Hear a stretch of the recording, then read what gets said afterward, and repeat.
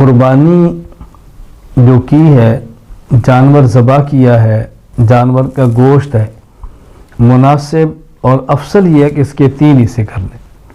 ایک حصہ خود استعمال کریں، اپنے بچوں کو کھلائیں، اپنے گھر والوں کو کھلائیں، اور ایک حصہ اپنے رشتہ دار اور دوست احباب کو دیں، اور ایک حصہ فقراء اور مساکین کو دیں۔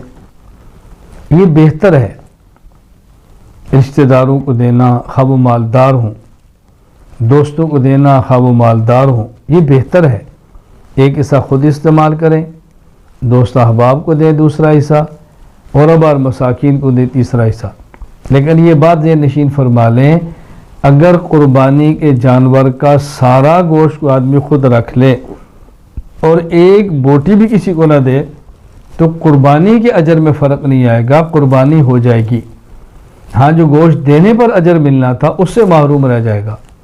مروت کے بھی خلاف ہے کہ آدمی سارا خود کھائے، غرباء کو نہ دے، دوست احباب کو نہ دے، مروت کے بھی خلاف ہے۔ تو بہتر ہے 3 حصے کر لیے جائے۔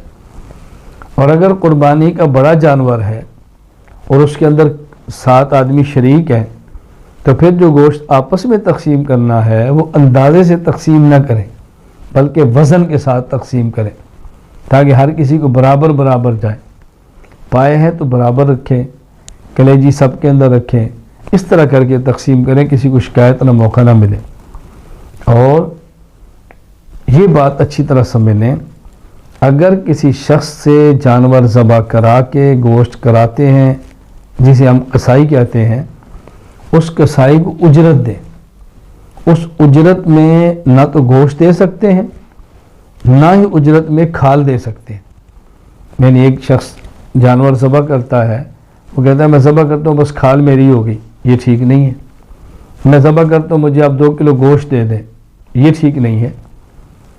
تو قربانی کا گوشت فروخت کرنا یہ بھی ٹھیک نہیں، اجرت میں دینا ٹھیک نہیں۔ تو قربانی کا گوشت اجرت میں دینا بھی ٹھیک نہیں، اور اسی طرح قربانی کے گوشت کو فروخت کرنا بھی ٹھیک نہیں ہے۔ یہ اللہ کی طرف سے تحفہ ہے، ہدیہ ہے، اس کو استعمال فرمائیں۔ اللہ تعالیٰ ہمیں اللہ تعالیٰ کے ہدیے کی قدر کی توفیق عطا فرمائے۔ وآخر دعوانا الحمد للہ رب العالمین۔